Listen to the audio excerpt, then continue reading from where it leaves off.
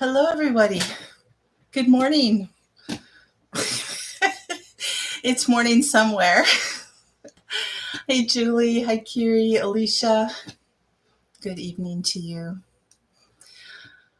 Hope everyone is doing well, and I hope you had a good week and a very blessed weekend. So, excuse me, I gotta put a little bit of chapstick on.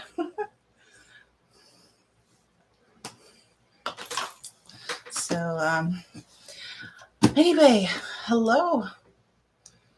So somebody got off. Anyway, you guys, yeah, hello. We have a gorgeous day here. It's about 80, 82, something like that. Sunny, clear, little breeze. So, which is a huge change from what it was this past week. But want to find out how everybody's doing. Am I coming through? Because I'm down to 0 people on here. Is it coming through here, you guys? I can see the first one. Yep, time for the show. There you go. I don't know why it's doing this. So, hey, Patty. Hello. Your friend Leah, who went through the hurricane, she's blown out windows. Oh, yeah. There's a whole lot of people down there. I've got a lot of friends down there too, Alicia, and friends and other people in ministry that I know. And yeah, it's really bad. Definitely bad. But yeah, keep everybody in prayer down there for sure. So, hey, Virginia, hello. So, anyway, hope you guys can see everything and you can hear me okay. Yeah, we had some pretty wild weather this last week. Lots of rain. Probably another at least 3 inches of rain this last week, at least. So, it's good to have you here, Virginia. I appreciate that. It's all clear there? Okay. Good. You can hear me okay then. And that's wonderful. Yeah, you can see the sunshine reflecting there and out that window. Still green. Still green grass there. For now, for another couple months. It's kind of funny. Hey, Howie, how are you doing? Your morning live stream you watch daily has been canceled due to Red Cross calling him to work. He has had shelter. Oh, wow. Okay. Who would that be, Kiri? Unless you don't want to share that. I mean, that's pretty cool that he was going to help. Yeah, for those of you who don't know or don't remember, I lived in Louisiana for 13 years and went through Hurricane Andrew, which is probably the biggest one down there, but which left enough devastation as it was. I mean, the eye went right over me, but it was nothing like Ida or Katrina. So, and they're saying that Ida is worse than Katrina. Ugh. So, Mark V. Meriwether Foraging. Okay. Well, that sounds cool. Thanks.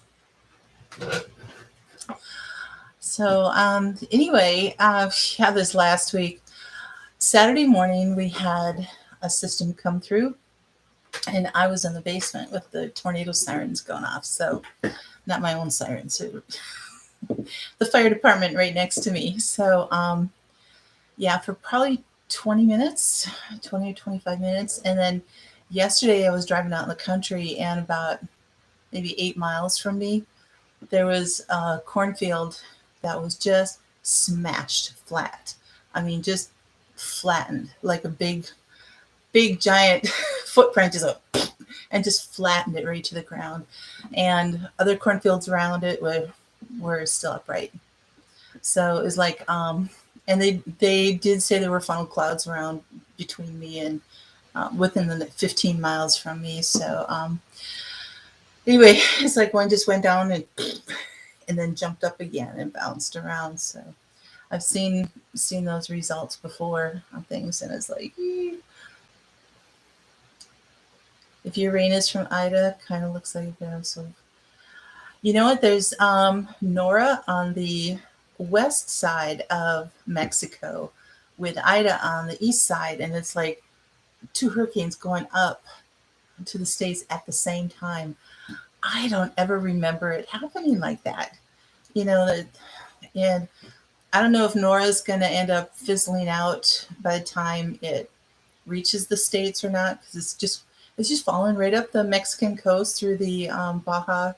Um, uh, is it the Baja Sea or the California Sea? I don't remember what's right in there, but anyway, yeah. So I think from that, California and Arizona for sure are getting some rain from that. Possibly um, New Mexico and parts of Texas. I don't know, but Baja California. Okay, yeah, the peninsula. I know the peninsula is, but the body of water that's in between there is still on the Mexico side.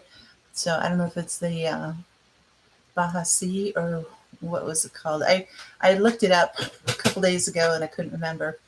But anyway, so there's a lot of rain and systems coming up from that one, as well as from Ida. And I was like, oh my goodness, two at the same time.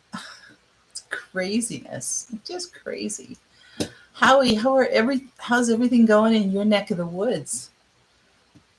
The water is Baja California. Okay. Okay. Oh, that's good to know. Thanks.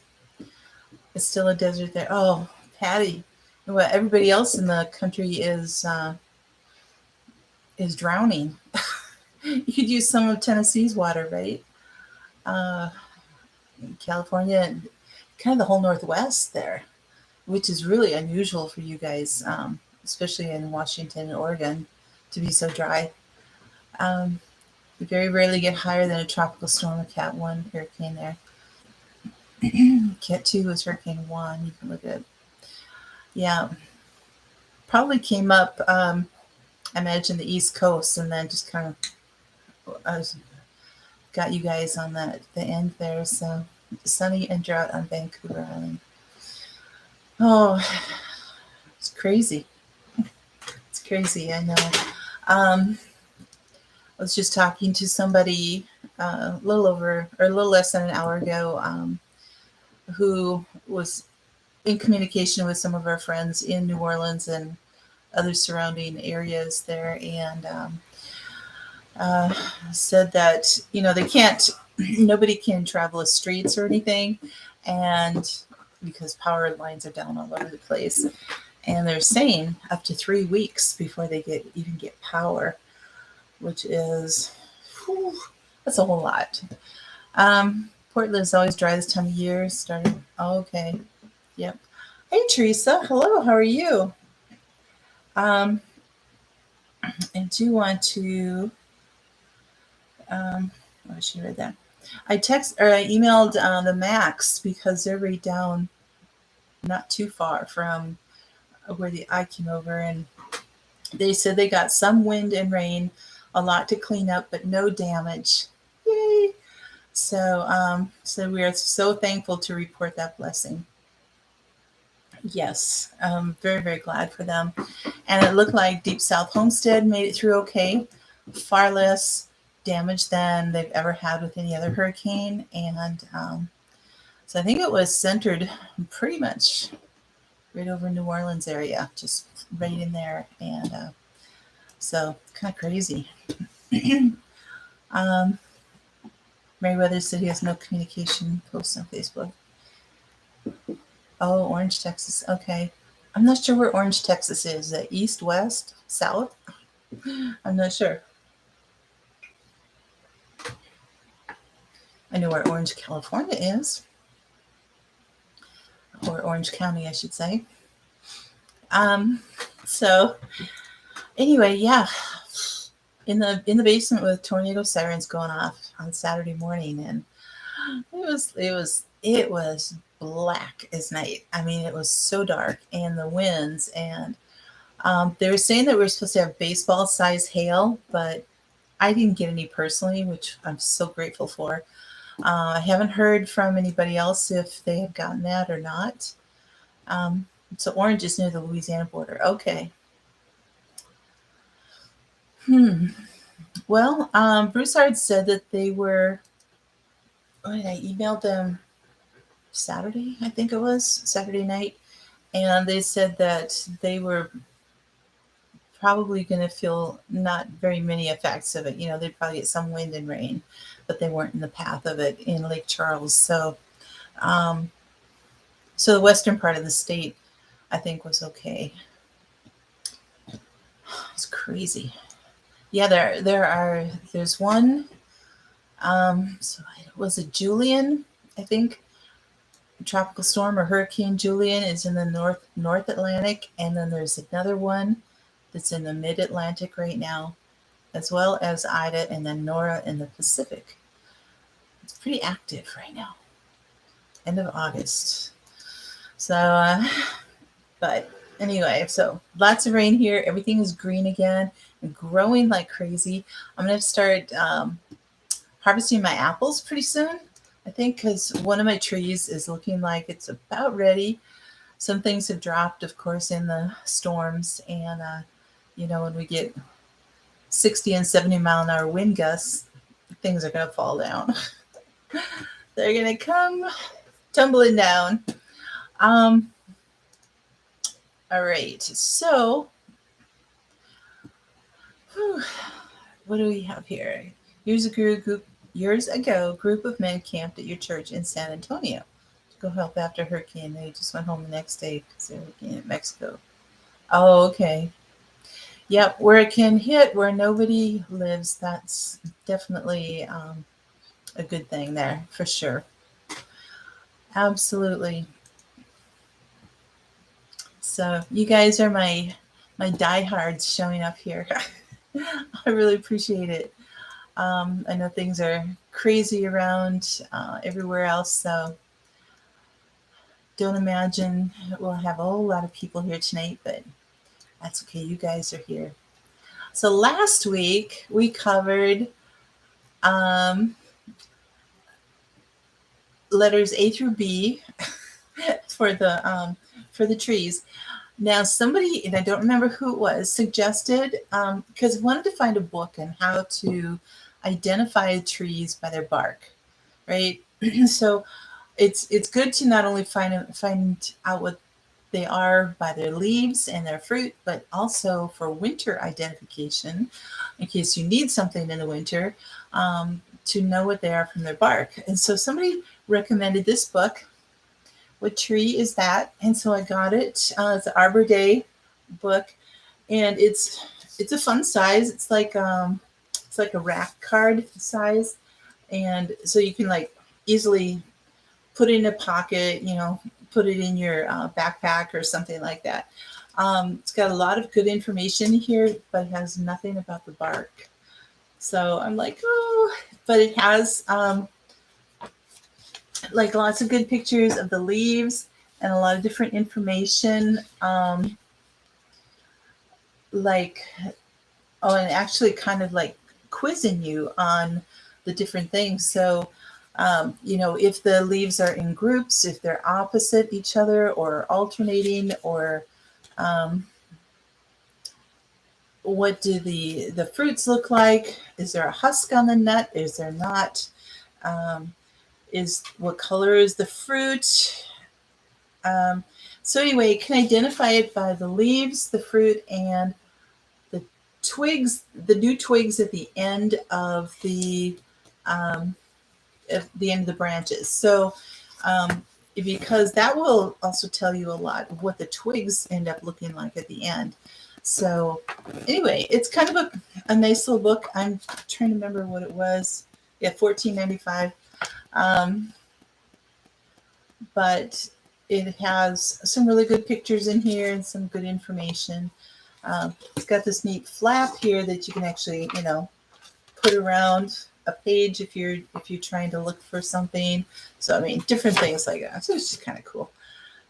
Words to know. It's got a little vocabulary in here on like the blade, broadleaf, capsule, compound leaf, conifer, deciduous, evergreen, invasive, different things like that. So, hey, Gil. Oh, no worries. No worries. You got to get all that stuff done before the snow flies, which in northern Idaho can be, any time actually. um, so anyway, this actually, the questions it asks makes you think about the leaf. So it's like, is it a sawtooth or is it a smooth edge leaf? Different things like that. So, what color are the berries?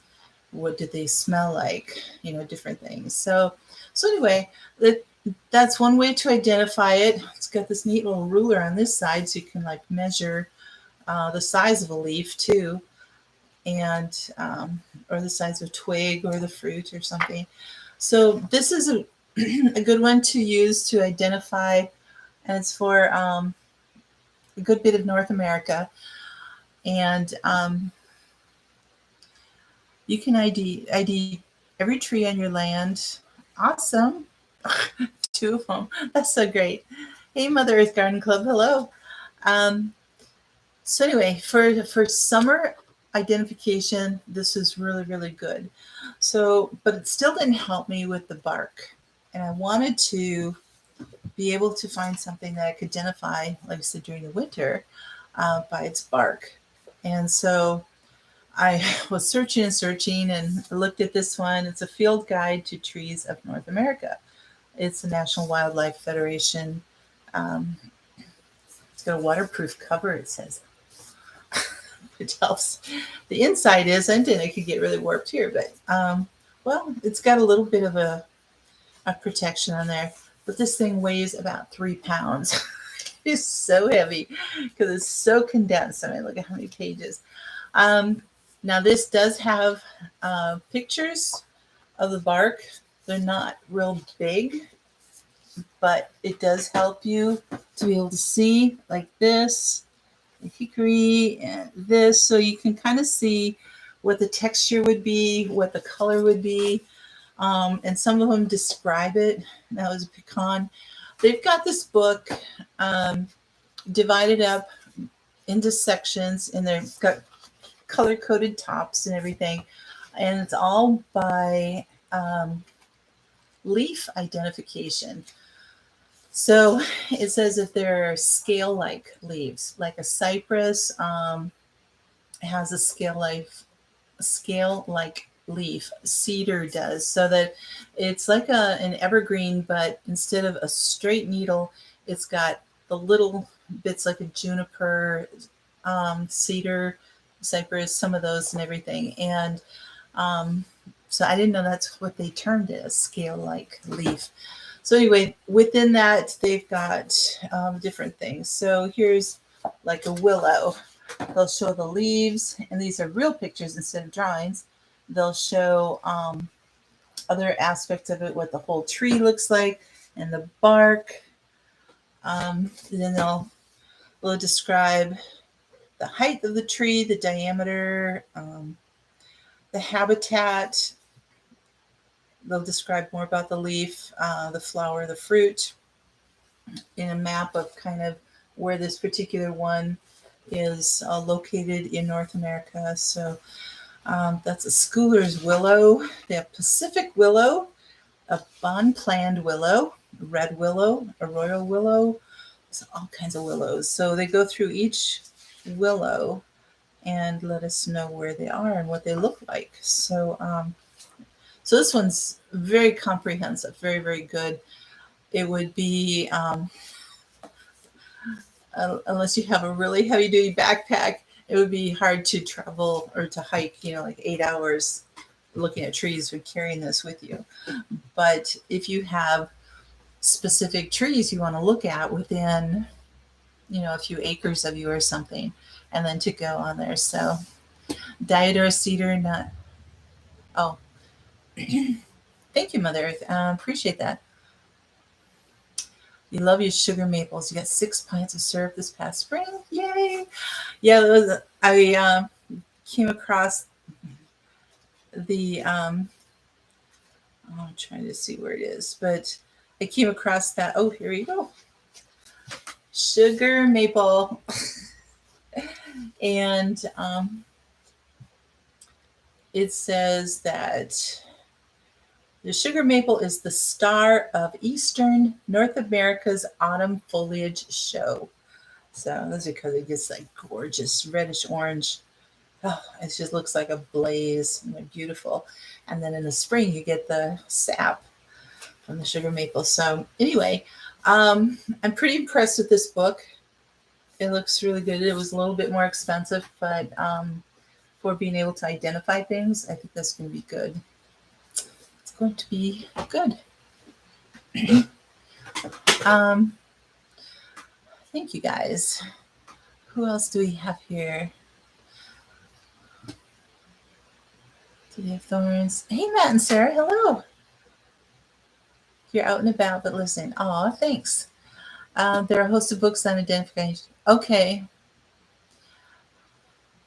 Okay, thanks, Patty. Yeah, and if you have any things to recommend that focuses more on the bark, I mean, this is definitely on the whole tree, and I can understand putting out a book just on bark is probably not going to sell, but I wanted to get some idea of being able to identify things to be able to make sure that you're grabbing the right things for the right medicinal that you're looking for. And again, just to kind of recap a little bit from last week, that when you go to harvest the bark, if it's off the tree, do not girdle it. Don't take off around a whole circumference of the tree because that can kill the tree. It stops the flow of the nutrients back and forth. So take little bits of strips from different areas of the tree, nothing major, because you want to be able to have the tree to heal up and last. And there are different times of the year for the different trees that you need to harvest. Most of the trees, it's best to get it like in the fall once everything is done running and everything, but there are some trees that you need to get at certain times of the year, sometimes in the spring or, different. So anyway, so you need to just study that and figure out what it is that you want and that you need. So, all right. So our A through B's last week, we talked about alder, apple, ash, avocado bark, balsam, beech, black cherry, birch. So we talked about all of those. So we're going to start with cedar. And of course, as I was going through, there's so many different cedar trees. But I'm going to start out with the northern white cedar tree. And that's an evergreen with a branched trunk. It's conical shape and flat scale-like leaves. So I was talking about the scale-like leaves. Trying to see if there's a good picture here. Oh, this one is pretty good here. Let me see if I can, like right here, you can see that. So that would be the definition of a scale-like, so that they've got like little bits of leaves going down the veins, so to speak, of the leaf cluster and the branch there. So anyway, there we go. You have plenty of mountain cedar, ash, juniper. Okay. So the northern white cedar has a reddish brown bark that hangs in hairy shreds. So there's another good tip. So you've got your flat scale-like leaves, hairy shreds, reddish brown. Looking at all these things. So don't just look at, when you're trying to identify, don't just look at like one aspect of it. You've got to look at everything there. Another name for the tree is, Patty, I hope I said this right, arbor vitae, or tree of life. It's a name given to it by the French explorer Jacques Cartier. I know I said his name right. I was in Louisiana after a while. So after it saved his crew from scurvy. So it was like the tree of life. It saved him from scurvy. So a tea made from the leaves and twigs from the northern white cedar is very, very high in vitamin C. So among the Algonquin, it is considered a sacred tree. So be careful where you're harvesting it. You want to make sure you're not doing that. So the tea of the twigs and branches is simmered until the water in the pot begins to turn brown. It's then used for fevers, rheumatic complaints, chest colds, and flu. So whereas some of the others, it gives a specific time, like 10 minutes in there, and all that kind of stuff. But this is, you want to make sure the water turns brown, which is kind of interesting. So I would imagine that you would let it cool down a little bit. You don't want to drink it boiling hot, but use it for fevers, rheumatic complaints, chest colds, and flu. So there you go, Kira. You've got a lot of cedar on your land for chest colds and flu and fevers. So you've heard that some evergreen trees can make high vitamin C tea. Yep, there you go, Mother Earth. You were right on. Oh, okay, Patty. Thanks so much for coming in. Yep, pine needles definitely are high in vitamin C. So no worries, Virginia. Thanks for coming back. Appreciate it. Your school project as a child, Jacques Cartier. Oh, you did drum. Oh, that's fun. Hey, Deb. Hello. North Central Washington. Are you nice and dry there too?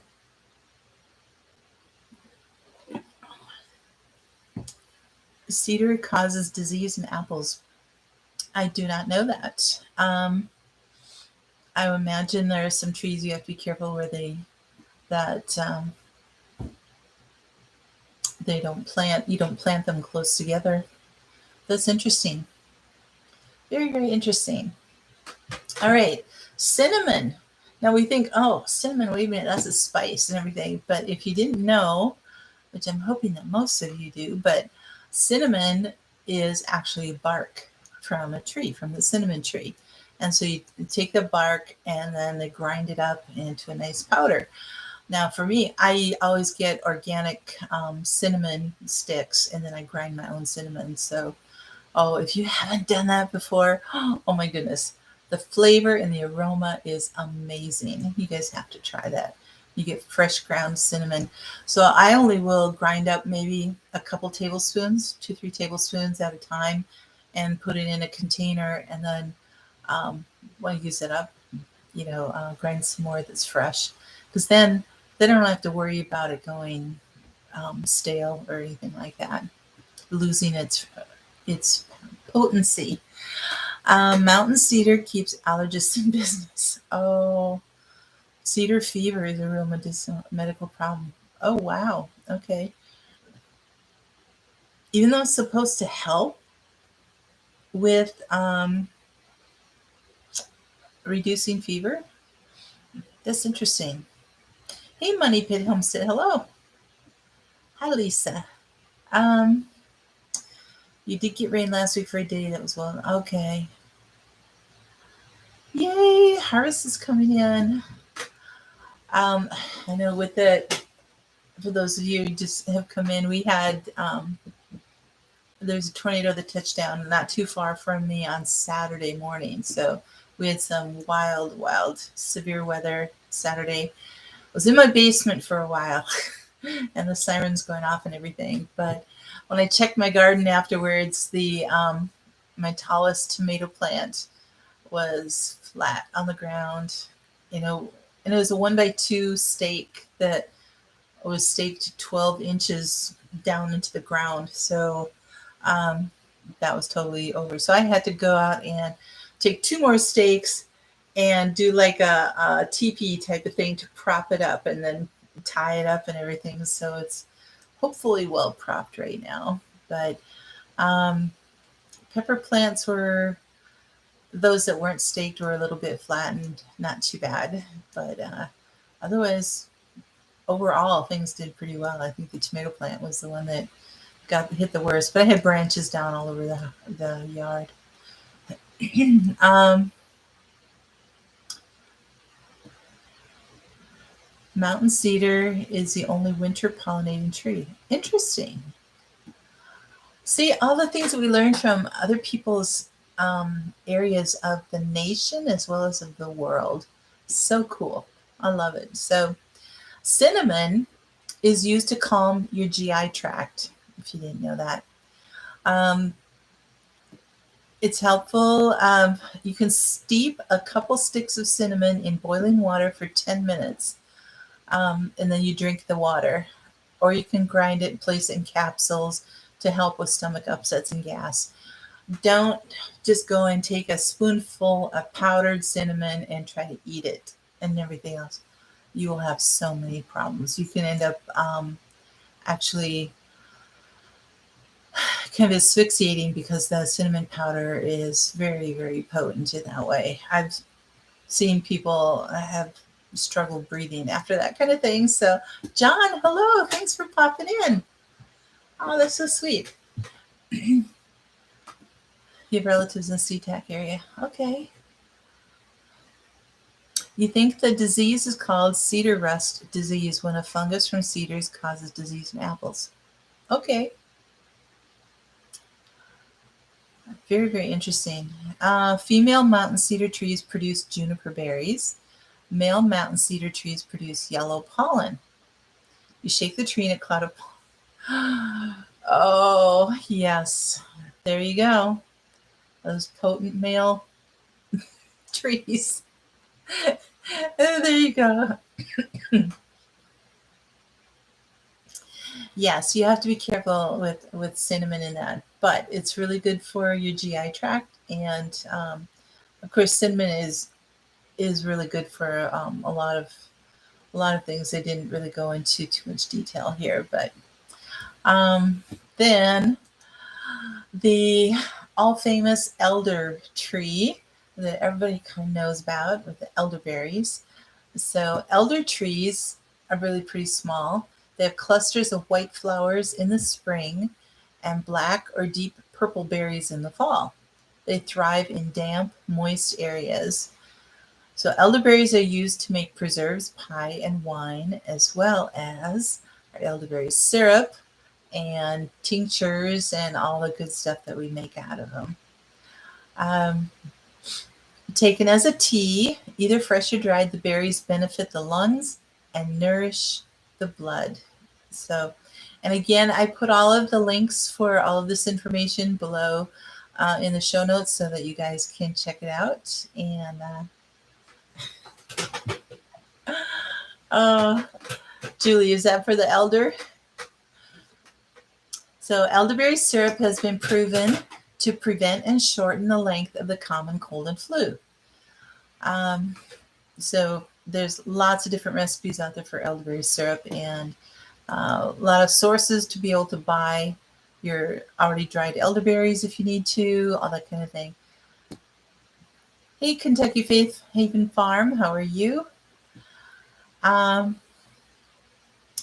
Elder trees played an important role in traditional medicine as contested by the myth and folklore about elder trees. But says the young leaves, so we all know about the berries and everything, but the young leaves are used in salves and poultices for skin healing.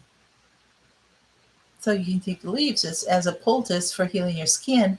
They have anti-inflammatory properties in there. So that was, oh, what did he call you? Oh, Holly was,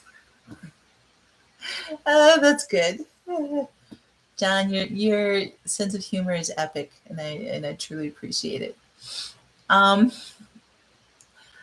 So a root bark. So from the elder tree, you want to get the root, the bark from the root. So just like apple trees, you use the root. And so taking some bark from the root of the elder tree, It helps to clear, you can make a tea out of it, and it helps to clear congestion, ease headaches, and is used again in poultices for mastitis. Aha. I should let the Macs know about that, because they deal with that from time to time with their cows, and they've got elder stuff all over the place. So that's pretty cool. Has anyone ever added turmeric to their elderberry syrup? I've added a lot of things to my elderberry syrup. I'm trying to remember if I ever did turmeric. Not sure if I did. Does anybody else did? Okay, that's good to know, Mother Earth. Yep. And you just, the cinnamon powder just gets, it does, you can't swallow it because it just absorbs every bit of moisture in your mouth and your throat, and it just like cakes it, and you can like choke on it and then breathe it in, and it's terrible. So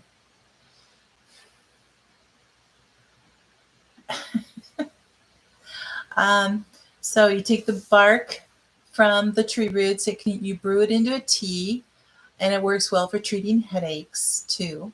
I think I already said that. Congestion, headaches. Make a poultice of it.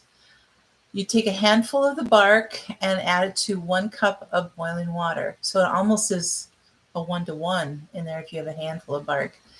You steep it for 6 to 7 minutes and then sip it to ease your headache. A tincture of the flowers lowers your fever by promoting perspiration. So there you go. You've got the flowers, you've got the berries, you've got the leaves, you've got the roots, everything with that. Yes, elderberries should be dried and cooked, or at least cooked. Yep. Elderflowers water is a traditional remedy for skin blemishes and sunburn. Cold elderflower tea is placed on the eyes as a soothing compress for inflammation.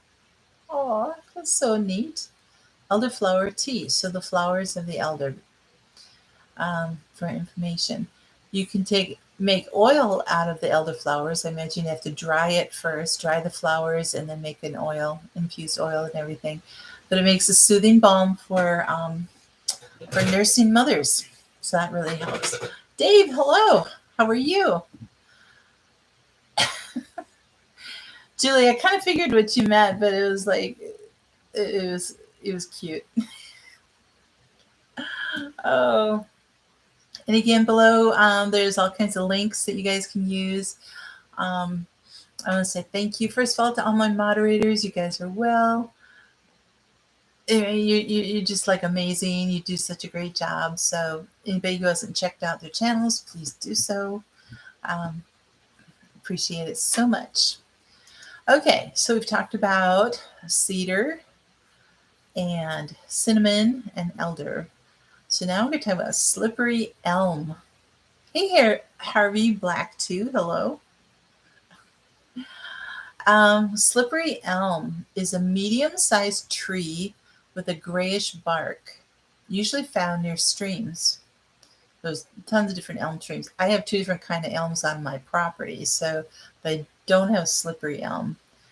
Unlike the American elm, its crown does not droop. Its leaves are also larger than the American elm's tree, with coarsely toothed margins. So again, checking out the book. For those of you who are just coming in, I got a couple books that I wanted to share with you. I will come back to the slippery elm, but this is kind of a pocket guide by the Arbor Day Foundation, and it has a lot on being able to identify the trees by their leaves and their fruit and the twigs at the end of the branches. Doesn't have anything about the bark in here, but you can get pretty far in here, and it's a nice lightweight little thing. This other one is heavy because good solid paper and very condensed. It's a field guide to trees of North America, and this one has things in there to help identify a tree by its bark. So it's got little pictures in here. Some of them have descriptions of what the what the bark should be, like the California flannel bush. I had no idea there was a flannel bush tree. Julie, you might know. It says the bark is furrowed. The inner bark is somewhat gelatinous. So that's what they say about the California flannel bush. That's all they say about it. It's more often a large shrub with evergreen simple leaves. So anyway, this is a good one too. I got both of them on Amazon, of course. And but the Tinker's Wife was saying that there are other books that are even better for identifying trees by their bark. You grew up with a Chinese elm in the front yard. Horrible tree when it came to raking up leaves. I've got Chinese elm in my yard too, and I try to keep them trimmed as shrubs and bushes and everything. Hey, Tim, good evening to you. You have a tree that you can't ID in your yard. Oh, okay. Find out what shape the leaves are. If the leaves are, it's a single leaf, or if they are, like a matching leaf on either side, or alternating, like one's here, one's here, one's here, one's here. If it's a deciduous or a conifer, different things like that, Dave. So kind of try to figure that out.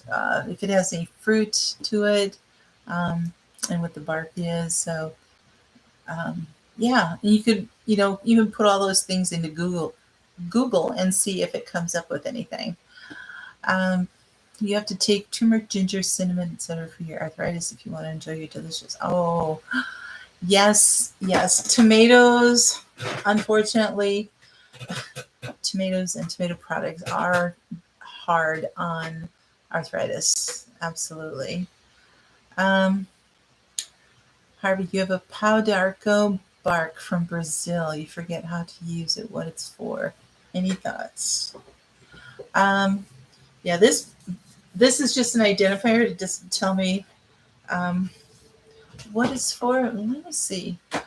I'm not sure if that was one of the trees I came up with, but I have heard about that in other like healing in medicinals and stuff like that. So probably just Google it, Harvey, and see what you can do. So it's a huge tree, buttressed roots, very craggy, dark bark. Leaves and flowers look similar to birch. Interesting. I couldn't tell you right offhand. So, yeah, you have to do some digging on that, Dave. Absolutely. So, slippery elm. The inner bark of the slippery elm, which is sticky and fragrant when fresh, is used medicinally. So you have some where they have like the outer bark, which is the rough or even a smooth type thing. You peel that off, and then there's an inner bark side before you get into the core of the tree.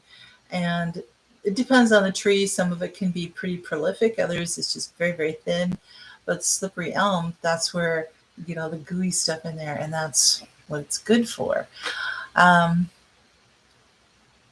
It's very, very, you can also get it available in dried and powdered forms from herbalists, but you make it into a paste with water and then apply it as a poultice to injuries of flesh and bone. On gunshot wounds, always good to know, ulcers, tumors, swellings, chilblains, and on the abdomen to draw the fever out. It's very high in calcium, and a pudding or tea of the bark can be ingested to help speed bone healing. Wow. Okay. The powdered bark in water makes a jelly that soothes bowel and urinary problems, sore throats, and diarrhea. It makes a perfect substitute milk for babies who are allergic to cow's milk. Who would have thought? You can try adding a little lemon and honey for flavor. It says if you have issues with your gastrointestinal tract, you can go ahead and mix dried powdered slippery elm bark with just enough water to make a smooth mixture, and then take a teaspoonful. So, I've seen it in products for PMS related. Oh, okay. Um, I imagine that would be have to do with like the swelling and stuff like that, cramps, all that kind of stuff. So, and help to soothe everything. So anyway, slippery elm, use the inner bark of that, not the outside stuff. So, but again, elm trees, you can use the bark for a lot of other things too. As we talked about last week, things are, yeah, elm trees create millions of seedlings. I know, me too. Oh, I'm getting some of my beds to the point, my garden beds to the point where I can, next spring, when the seeds are falling, I can cover the beds and hopefully at least eliminate that problem. They're still going to fall in the walkways and everywhere, but at least if I can keep them out of out of my growing area in my beds, that'll be very, very helpful. Very helpful. So thank you, Julie. Appreciate it. Oh, all right. So we've got about 10 minutes left. And let me see. I am going to, okay, so we've up to the H's, and there are a few of those, and I think it's more than what I can cover in the last 10 minutes. So I am going to switch to a garden tip and everything. So, and then just visiting with you guys. How's that? So your problem is oaks, squirrels, and chippies bearing none. Oh yes. Yep. In those. Well, wasn't it last year? Was it last year, or the year before, where there's some years, according to what the weather's doing, that the trees put out a gazillion more seeds and acorns than other years, I think, too. So it's crazy. You make a warm drink with these: turmeric, black powder, ginger, cinnamon, coconut oil, stevia, cayenne, moringa leaf. Wow. Deb, that is a power-packed one. Nice. I bet you feel good after that. So, garden tip. So if you end up having storm damage, like I did this weekend, check your plants as soon as possible. And if you need to, stake them, prop them up, support them as much as you can.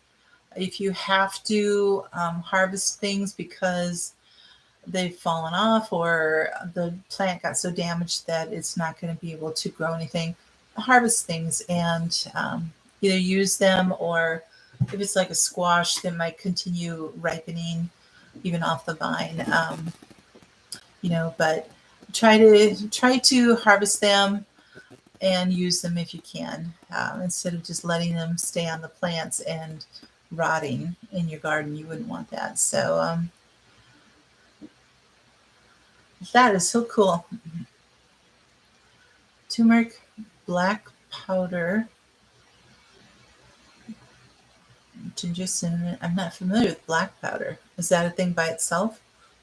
Or is that black powder ginger? And coconut oil, stevia, cayenne, moringa. Ooh. If you can, email me that. I would love to get that recipe. It sounds so good. Julie, thank you. So powder arco uses general tonic and adaptation and to treat intestinal cancer. Okay. Very good. Yeah, there's the trees that we have around us are just, it's amazing what they can end up doing. So anyway, take care of things that are damaged in your garden. Don't just let it be. If your corn is knocked over, a lot of times you stand them back up and try to prop them somewhat or something, or to at least step the earth back down and give them some more support. A lot of times they will they'll come back and they'll take care of things. But otherwise, if you're in an area that gets a lot of wind and storm damage, just make sure that you support things well. Trellis them or stake them or different things, or put a cage around something to make sure that it's got the support that it needs. Garden tip: don't feed black oil sunflower seeds to goats. Oh my goodness. Oh, that's a good tip, Kiri. Absolutely. All right, my prep tip for the night is again, assess your readiness for bad weather, whether it's summer or winter or whatever. But just look at your readiness. If you have a generator, do you have fresh gas for it? For winter, do you have a good shovel or a snowblower, whatever it is that you need? If you have a big area and you have a plow that goes on the front of your truck, make sure that now that it is all in working order. Make sure that the hydraulics are good, or at least by the end of October or whenever snow flies for you. So just all the different things that you need to do. So preparedness and prepping is not just for the long term, SHTF type of thing. I don't even know my acronym. But it's not just for long term. It should be first and foremost for emergencies. All the people in Louisiana, Mississippi that have gotten so hit, and they're out of power. It's like, yeah, there are a lot of people with generators going, but that's only going to go for so long. It's like they don't have food, they don't have, or ways to even heat up their food if they have no power. If they've focused on concentrated on putting things in the freezer or, different things like that, they're losing all of that. So diversify your food, be prepared for bad weather for whatever time of the year it is, and for whatever area of the country that you're in too. So the Gulf Coast, obviously, and even the southern east or southeastern seaboard, you guys are in hurricane season. So having things ready and taken care of for hurricanes, that's just huge. Oh, Dave, I am so sorry. Oh man, that's tough. He's so young. I will do that. Thank you for letting me know. I appreciate it. And Deb, many folks keep telling you need to sell it. Let's see. Thank you for sending that. I appreciate it.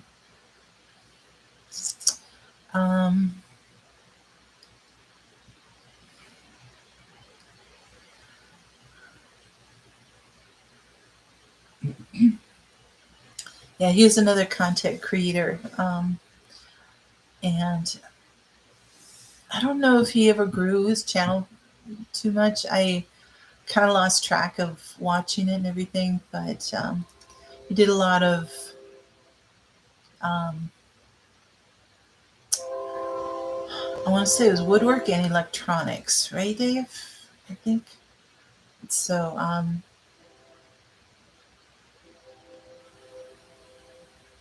Yeah. Oh, thanks, Teresa. It's very, very sweet. Thanks. I tell Cody that we're all praying for him. Really, really. That's so great. So anyway, be prepared for all these emergency situations. And it could have been bad for me this weekend. The tornado hitting fairly close. To my knowledge, no buildings were hit, which is amazing and fantastic. And I didn't hear about any injuries or anything like that. So, hey, Ricky, hello. Oh, okay. Okay, so I was pretty much somewhat right there. Okay, so appreciate that. Yeah, I don't remember Cody's channel name. So, Dave, you would know that. If you want to find a link for it, that would be great. And people can send him some kind words. Um, Meriwether YouTube channel, he did some live shows discussing plants that fight cancer.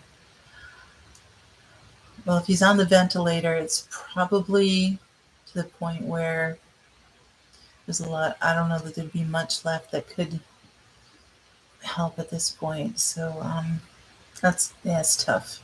I know it's hard. So guys, boy, I really appreciate you coming in, and this has been so great.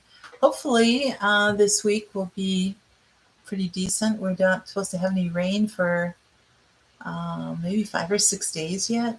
So a lot of sunshine coming in and trying to get some things done. Temperature's coming down a little bit, but it's been kind of wild. So thank you, Virginia, for coming. I really, really appreciate that. And all of you guys, you're just amazing for showing up. I really am so grateful. Some might have removed his channel. Okay. Okay. Yeah, probably, if he's been so sick that he hasn't been able to keep it up, he probably was just like, that's it. But okay. Thanks, Dave. Well, tell her that we're all praying for him. And so, anyway, you guys take care. God bless. Have a great week. And always have hope in so much that's going on right now. So, love you all. And thanks for being here. I really appreciate it. Good night.